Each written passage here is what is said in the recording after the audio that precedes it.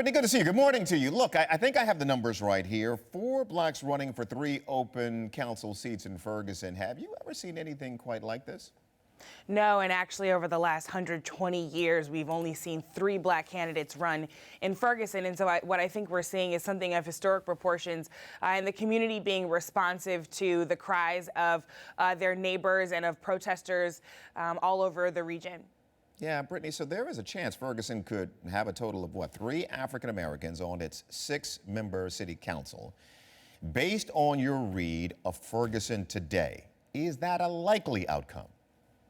I think it's very possible. I think what Ferguson has shown us for over 200 days now is that business as usual, the status quo is simply unacceptable. And so we shouldn't be judging Ferguson by what has happened before. We should be judging Ferguson and really all of St. Louis by the commitment of its residents and by the commitment of citizens everywhere to say something different needs to happen. So, Brittany, I want to talk to you about this commission you're on here.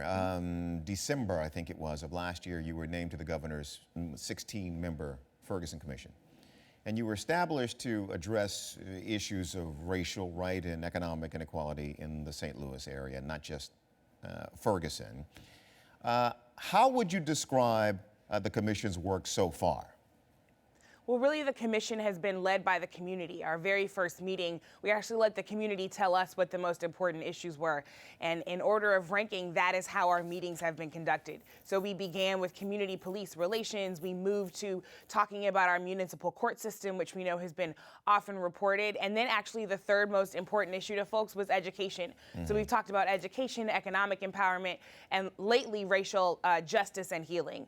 And so making sure that we're responsive to that call has been really what's been important to the commission. Let me make a note of that, racial healing. Yeah, I think that is important. So hasn't the Justice Department essentially provided you and the commission a really compelling read on the extent of the problem in Ferguson? I mean, it found discrimination against African Americans on an industrial scale, right? So what questions are you asking in drawing conclusions on how those issues need to be addressed?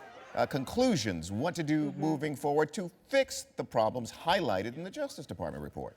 Well, you know, I think it's really important. You use the word highlighted in the Justice Department report. It's important for us to recognize that citizens of Ferguson and folks like myself who are natives of St. Louis County have been telling these stories for quite some time, and those stories are valid and important. The Justice Department report is certainly some leverage, though, right? And so the commission has been taking that, as well as the report from the President's 21st Century Policing Task Force, on which I was privileged to be a member and help represent St. Louis and our issues. We've been using those reports as an opportunity to say, look, we've got indications from the highest offices in this land that something needs to be done, and we've got some very specific recommendations that we can also potentially push for.